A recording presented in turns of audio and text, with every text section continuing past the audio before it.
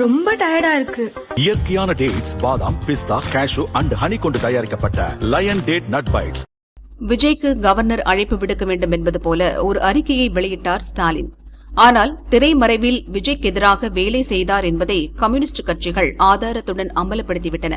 பழனிசாமியை முதல்வராக ஆதரவு கொடுங்கள் என கம்யூனிஸ்ட் கட்சிகளிடம் ஸ்டாலின் சொன்னதை கேட்டு அக்கட்சிகளின் தலைவர்கள் ஆடிப்போனார்கள். பாரதிய ஜனதாவுடன் சேர்ந்துள்ள பழனிசாமியை தோற்கடியுங்கள் என தீவிர பிரச்சாரம் செய்த நீங்களே அவரை முதல்வராக்க முயற்சி செய்யலாமா என கேட்டுள்ளனர்.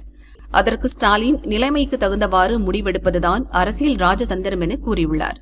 அதிர்ச்சியில் இருந்து மீளாத கம்யூனிஸ்ட் தலைவர்கள், அப்படிப்பட்ட ராஜதந்திரம் எங்களுக்கு தெரியாது, நமக்கு சாதகமாக இல்லை என்றாலும் மக்கள் தீர்ப்பை மதிக்க வேண்டும் என்பதுதான் எங்களுக்கு தெரிந்த பாடம் என்று சொல்லிவிட்டு கிளம்பிவிட்டனர்.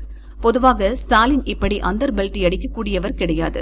என்ன செய்தாவது விஜய் முதல்வராவதை தடுக்க வேண்டும் என மகன் உதயநிதி கொடுத்த அழுத்தம் அவரை மாற்றிவிட்டதாக தோன்றுகிறதென கம்யூனிஸ்ட் வட்டாரங்கள் கூறின. இந்த விஷயம் தெரிந்த திமுக தொண்டர்கள் கடும் அதிர்ச்சி அடைந்துள்ளனர். எனினும் கனிமொழி தலையிட்டு உதயநிதியின் திட்டத்தை தகர்த்துவிட்டார் என்பது தொண்டர்களுக்கு ஆறுதலாக அமைந்துள்ளது.